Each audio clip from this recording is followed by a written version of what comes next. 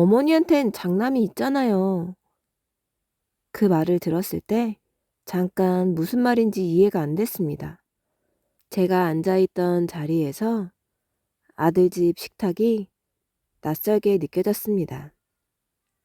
집도 차도 그리고 그동안의 시간도 전부 그 집에 있었는데 그 순간 저는 제가 있을 자리가 아니라는 걸 알았습니다. 안녕하세요.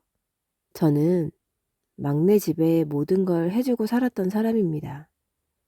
그 시작은 이 말 한마디에서였습니다.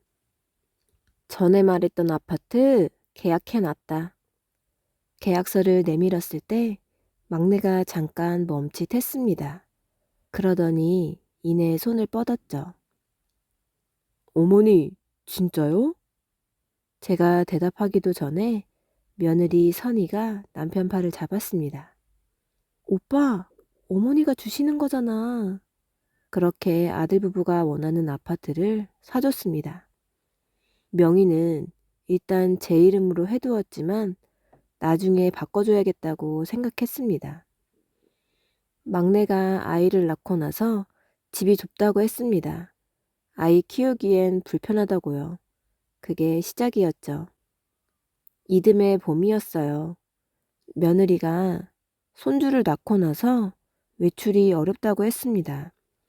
그래서 저는 주차장에서 차 열쇠를 꺼냈습니다. 이거 필요할 테니 써. 선이가 눈을 동그랗게 떴습니다. 어머니, 이 차 전에 제가 말했던 그 차 아니에요? 그래. 손주 데리고 마트랑 병원 다니기 힘들다면서 이번에 새로 계약했다. 막내가 아내 눈치를 보더니 조용히 받았습니다. 그렇게 아파트를 사주고 차를 사줬어요. 며느리는 그 차를 잘 타고 다녔습니다. 마트도 가고 어린이집도 데려다주고 가끔은 저를 태워주기도 했죠. 그래서 별 말은 하지 않았습니다. 아이가 초등학교에 들어가면서부터는 매달 돈을 보내줬어요. 며느리가 먼저 말한 건 아니었어요. 제가 먼저 물었습니다. 요즘은 애들 학원을 많이 다닌다던데 학원비가 얼마야? 아, 어머니, 영어랑 수학만 해도 60만 원은 훌쩍 넘더라고요. 요즘 애들은 어릴 때부터 해야 한다니까요. 그 말 끝에 저는 계좌번호를 물었습니다. 그달부터 60만 원씩 보내주기 시작했어요. 보내다 보니 어느새 3년이 지나 있었습니다. 그때 선이가 저한테 물었어요. 어머니는 아주버님한테도 이렇게 다 해주셨어요? 저는 대답했습니다. 첫째는 아직 결혼도 안 했고 어차피 태국에 살아서 잘 오지도 못하잖니. 선이는 그냥 웃었고 저도 그냥 웃고 넘겼습니다. 그 질문이 왜 나왔는지 그때는 깊이 생각하지 않았어요. 그러다 보니 어느 순간 그게 그냥 일상이 됐습니다. 명절엔 막내 집에서 먼저 연락이 왔고 무슨 결정이 생기면 막내한테 먼저 물어봤습니다. 제가 아프거나 뭔가 필요한 일이 생겨도 막내한테 전화하는 게 제일 자연스러웠어요. 큰아들한테 전화한 게 언제였는지 기억이 잘 안 날 정도였으니까요. 그 무렵 막내가 한 번 물었습니다. 엄마, 우리한테 이렇게 다 해줘도 괜찮아? 엄마는 어떻게 살려고요? 저는 웃으면서 말했습니다. 자식이랑 손주 잘 사는 거 보니 나는 그게 좋다. 막내가 고개를 끄덕였습니다. 그 대화는 거기서 끝났어요. 저는 그 질문을 그냥 흘려보냈는데 그게 오래 남을 줄은 몰랐습니다. 그 시절을 돌아보면 제가 먼저 움직이지 않은 날이 없었어요. 집도 차도 매달 보내는 돈도 다 제가 먼저였어요. 그러니까 저는 언젠가 제가 뭔가를 필요로 하게 되는 날이 오면 막내를 해서 도와줄 거라고 생각했습니다. 그게 당연하다고 생각했던 건 아니었어요.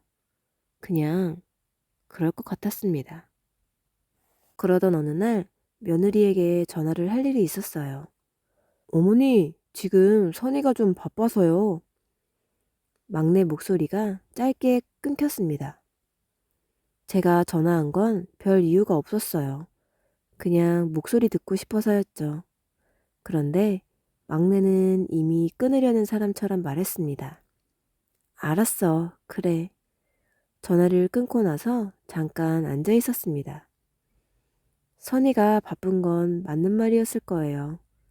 애도 크고 살림도 있고 그래도 뭔가 걸렸습니다. 어딘지 정확히는 모르겠는데 그냥 걸렸어요. 그해 추석이었어요. 큰아들이 먼저 전화를 해왔습니다. 어머니, 올해 명절은 어디서 해요? 어머니 집에서 해요? 막내 집에서 해요? 제가 대답하기 전에 막내한테서 문자가 왔습니다. 어머니, 올해 명절은 저희 집에서 할 거죠? 저는 잠시 생각을 해봤습니다. 그러다 막내 집으로 가겠다고 했어요. 거기가 넓기도 하고 손주도 있으니까요. 큰아들은 알겠어요 라고 대답했고 더는 말이 없었습니다. 명절 당일 저는 아침 일찍 막내 집에 갔어요. 음식 준비도 같이 하려고요. 그런데 선이는 소파에 앉아 있었습니다. 어머니 오셨어요? 저 어제부터 허리가 좀 안 좋아서요. 저는 앞치마를 꺼냈습니다. 그래, 내가 할게. 그렇게 저 혼자 음식을 준비했습니다. 막내는 아이랑 거실에 있었고 선이는 가끔 와서 들여다봤습니다. 음식이 다 차려지고 나서야 선이가 식탁에 앉았어요. 어머니 손맛은 진짜 최고예요. 저는 수저를 내려놓으며 그냥 웃었습니다. 그 말에 저는 아무 대답도 하지 않았어요. 명절이 끝나고 며칠 뒤였습니다. 선이한테서 전화가 왔어요. 뜻밖이었습니다. 선이가 먼저 전화하는 일이 많지 않았거든요. 어머니, 저 드릴 말씀이 있어서요. 목소리가 조심스러웠습니다. 아이가 내년에 중학교 올라가는데 학원을 좀 더 늘려야 할 것 같아요. 수학 심화에 영어 회화까지 하면 한 달에 한 과목당 50은 봐야 할 것 같고요. 저는 잠깐 말이 없었습니다. 그래서 어머니가 도와주실 수 있으면 저도 이런 부탁드리기 좀 그렇지만 60만 원이 100만 원이 되는 건 2배 가까이였습니다. 저는 바로 대답하지 않았어요. 처음으로 바로 대답하지 않았습니다. 한번 생각해 볼게. 잠깐 침묵했습니다. 네, 어머니. 전화가 끊겼어요. 저는 그 말을 한동안 가지고 있었어요. 한번 생각해 볼게. 제가 며느리한테 그런 말을 한 게 처음이었습니다. 그날 밤 큰아들한테 전화를 했습니다. 이유는 없었어요. 그냥 전화가 하고 싶었습니다. 큰아들은 반가워했고, 어머니, 명절에 뵙고 나서 연락을 못 드렸네요. 잘 지내셨어요? 그래, 잘 지냈어. 너는? 저야 뭐, 어머니 어디 불편한 데는 없으세요? 저는 잠깐 멈췄습니다. 없어, 괜찮아. 그렇게 말하면서 저는 최근에 몸이 좀 이상하다고 느꼈던 날들을 떠올렸습니다. 피곤한 게 좀 길어졌다 싶었는데 그냥 나이 탓이려니 하고 넘겼어요. 어머니, 요즘 검진은 받으셨어요? 한 2년 됐나?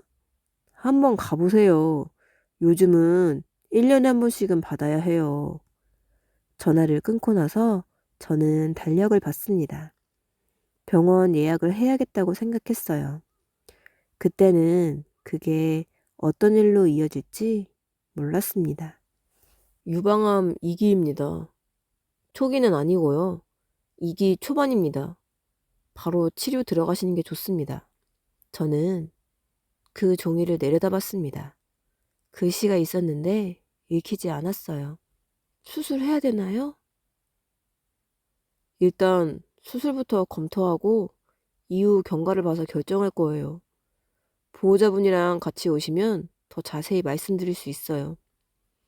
저는 고개를 끄덕였습니다. 보호자. 그 단어를 들고 병원을 나왔어요.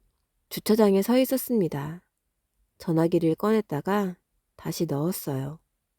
누구한테 전화해야 하는지 생각했습니다. 그게 이상하게 오래 걸리더라고요. 큰아들한테 먼저 하려다가 막내한테 먼저 하려다가 결국 저는 전화를 하지 않았습니다. 대신 차를 몰았어요. 막내 집 방향으로요.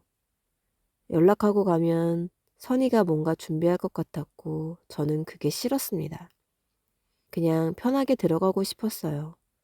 아무것도 아닌 것처럼요. 막내네 집에 들어가 초인종을 눌렀을 때 선이가 문을 열었습니다. 놀란 얼굴이었어요. 어머니, 연락도 없이 어떻게, 오늘 무슨 일 있으세요? 그냥 왔어. 저는 신발을 벗고 들어갔습니다.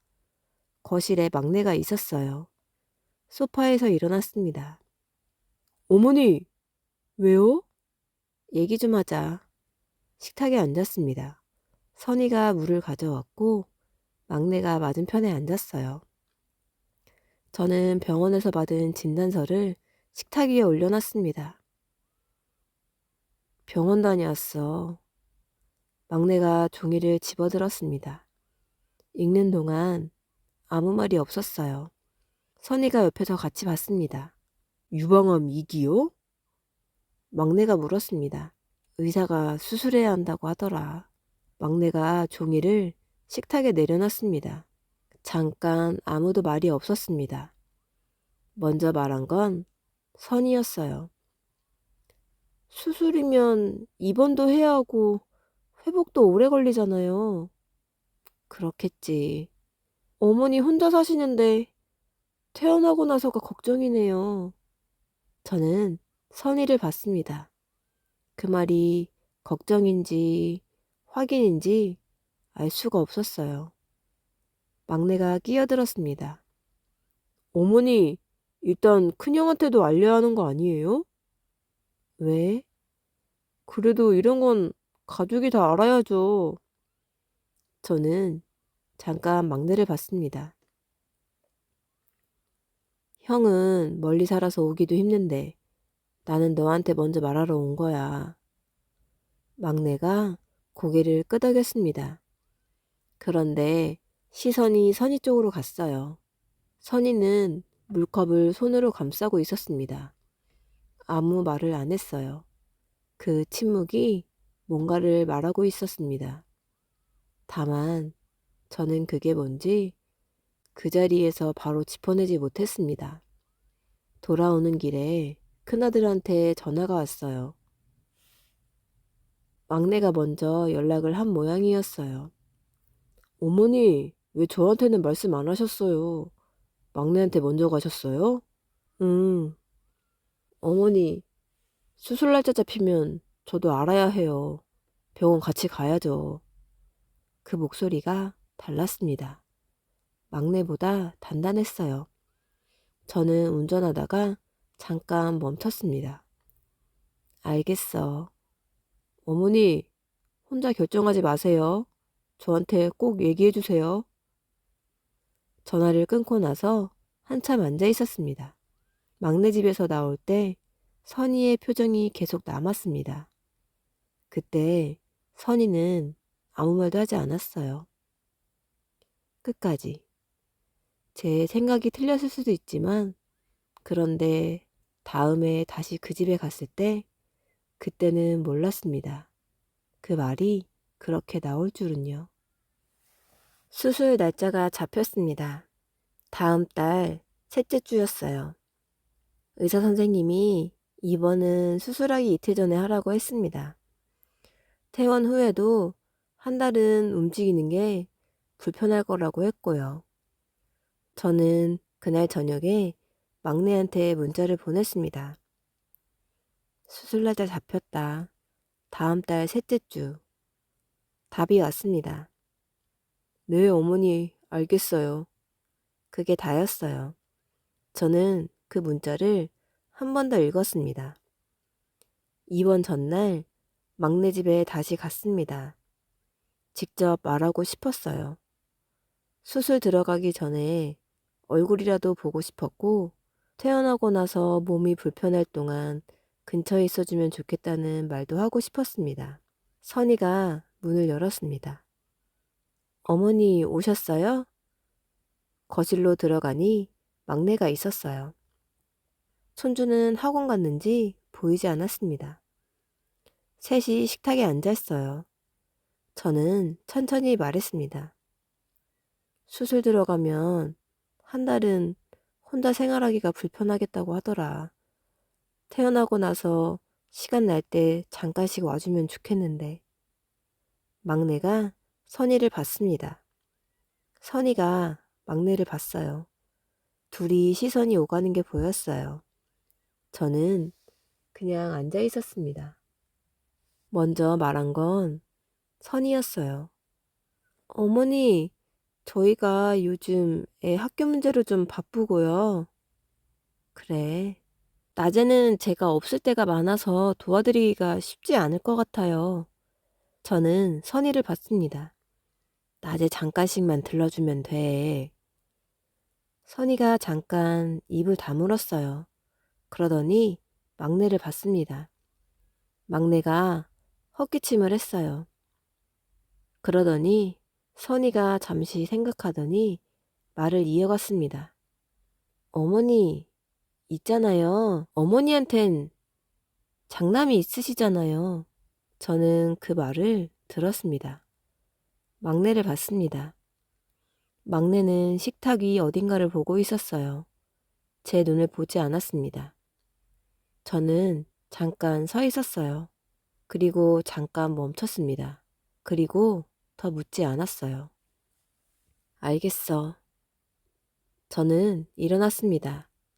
선이가 놀란 것 같았어요. 어머니, 식사는 하고 가세요. 아니다. 신발을 신었습니다. 막내가 따라왔어요. 어머니, 형한테 연락해 볼게요. 형이 도와줄 수 있을 거예요. 저는 막내를 봤습니다. 아까 식탁에서 저를 보지 못하던 그 얼굴이었어요. 됐어. 계단을 내려왔습니다. 뒤에서 현관문 닫히는 소리가 났어요. 차에 앉았습니다. 시동을 걸지 않았어요. 어머니한텐 장남이 있잖아요. 그 말이 자꾸 맴돌았습니다. 집을 사줬던 것, 차를 사줬던 것, 3년 동안 매달 돈을 보내줬던 것. 무언가를 바라고 준 건 아니었지만 계속 생각이 났어요. 저는 창밖을 봤습니다. 막내 집 불이 켜져 있었어요. 시동을 걸었습니다. 집에 돌아온 저는 수첩을 꺼냈습니다. 아파트 관련 서류들이 같이 끼워져 있었어요. 계약서도 있었고 제 이름으로 되어 있는 서류들도 있었어요. 차 관련 서류도 같이 있었습니다. 날짜가 적혀 있었어요. 그리고 매달 보낸 돈 내역이 있었습니다. 저는 그걸 한 장씩 넘겼어요. 읽으려고 꺼낸 건 아니었습니다. 그냥 꺼냈어요. 그런데 한 장씩 넘기다 보니 제가 지금까지 막내한테 뭘 해줬는지가 눈에 들어왔습니다. 저는 수첩을 덮지 않았어요. 내일 수술 들어가기 전에 전화를 해야겠다고 생각했어요. 큰아들한테가 아니었습니다. 제가 수술 전날 밤에 전화를 한 건 조카였습니다. 언니네 큰딸 인영이었어요. 조카가 어렸을 때 언니가 아파서 제가 몇 년을 데리고 살면서 키웠었거든요. 항상 이모는 딸이 없으니 무슨 일 생기면 꼭 얘기하라고 하던 고마운 조카였습니다. 인영이에게 의사 선생님이 하신 말씀을 전했더니 이모, 제가 내일 이모랑 병원 같이 갈게요. 수술실 들어갈 때 옆에 있을게요. 저는 잠깐 말이 없었습니다. 너 일이 있잖아. 조정하면 돼요. 이모가 수술해야 한다는데 내가 가 있어야죠. 저는 더 말리지 않았습니다. 수술 당일 아침 인영이가 병원에 와 있었어요. 수술 동의서도 같이 읽었고 마취 들어가기 전까지 제 손을 꼭 잡고 있었습니다. 저는 눈을 감으면서 생각했어요. 조카에게 전화하길 잘했다고요. 수술은 잘 됐습니다. 회복실에서 눈을 떴을 때 인영이가 있었어요. 이모, 수술 잘 됐어요. 담당 선생님이 잘 됐다고 했어요. 태어나고 나서 한 달은 인영이가 시간이 될 때마다 왔습니다. 밥도 해놓고 가고 병원 다닐 때도 같이 갔어요. 큰아들도 타국에 살면서도 주말마다 왔습니다. 막내한테서는 문자가 한 통이 왔어요. 어머니, 수술 잘 됐다고 들었어요. 몸조리 잘하세요. 저는 그 문자를 읽고 내려놨습니다. 답장은 하지 않았어요. 몸이 좀 움직일 수 있게 됐을 때 저는 수첩을 다시 꺼냈습니다. 아파트 관련 서류, 차 관련 서류, 3년치 교육비 내역. 그 집에서 아들 며느리가 쓰고 있었지만 명의는 처음부터 제 이름이었습니다. 저는 서류를 한 장씩 넘겼습니다. 그런데 넘기다 보니 제가 어디까지 내어준 건지 보였어요. 그날 차를 처분하기로 하고 아파트를 내놨습니다. 그리고 아들에게 문자를 보냈어요. 선이가 지금 타고 다니는 차랑 지금 살고 있는 너희 집 부동산에 내놨다. 빠른 시일 내로 정리하거라. 그날 저녁에 막내한테서 전화가 왔어요. 저는 받았습니다. 어머니, 이게 무슨 일이에요? 봤어? 네, 봤는데 갑자기 왜요? 저희가 뭘 잘못한 게 있어요? 저는 잠깐 있었습니다. 편한 대로 생각해. 어머니, 우리 얘기 좀 해요. 직접 만나요. 그래. 막내 부부가 온 건 그 주 토요일이었습니다. 큰아들도 옆에 있었어요. 제가 오라고 했습니다. 막내가 먼저 말했어요. 어머니, 저희가 그때 좀 못해드린 건 죄송해요. 근데 이건 너무한 거 아니에요? 선이가 거들었습니다. 저희가 어머니 모른 척한 게 아니잖아요. 수술 잘 됐다는 것도 아주버님 통해서 확인했고요. 저는 선의를 봤습니다. 제가 수술하고 회복하는 동안 막내 아들 며느리에게 왔던 건 문자 한 통이 전부였어요. 저는 식탁 위에 서류를 올려놨습니다. 지난 몇 년 동안 막내네로 들어간 내역이었습니다. 아파트 관련 비용, 차 유지 비용, 매달 보낸 교육비까지 인영이가 표로 정리해줬습니다.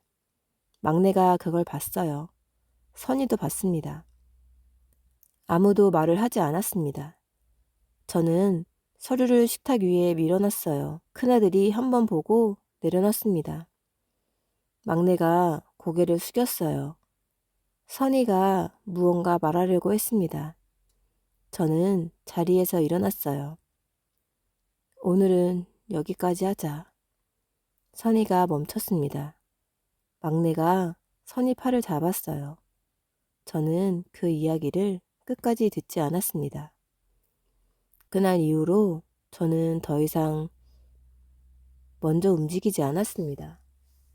교육비는 그날로 끊었어요. 차는 정리하기로 했고 아파트는 사람들이 보러 오겠다고 했습니다. 막내가 한 번 더 전화를 했어요. 받았습니다. 어머니, 그때 선이가 한 말은요. 알아. 그래도 어머니가 막내야, 저는 거기서 말을 잘랐습니다. 그만하자. 전화를 끊었어요. 창밖에 해가 지고 있었습니다. 저는 인영이한테 문자를 보냈어요. 다음 주 검진인데 같이 가줄 수 있어? 답장이 금방 왔습니다. 당연하죠, 이모. 제가 모시러 갈게요. 저는 전화기를 내려놨습니다. 그리고 처음으로 아무데도 먼저 전화하지 않았습니다. 오늘의 사연 여기까지 함께 해주셔서 감사합니다. 지금까지 사연끌림이었습니다.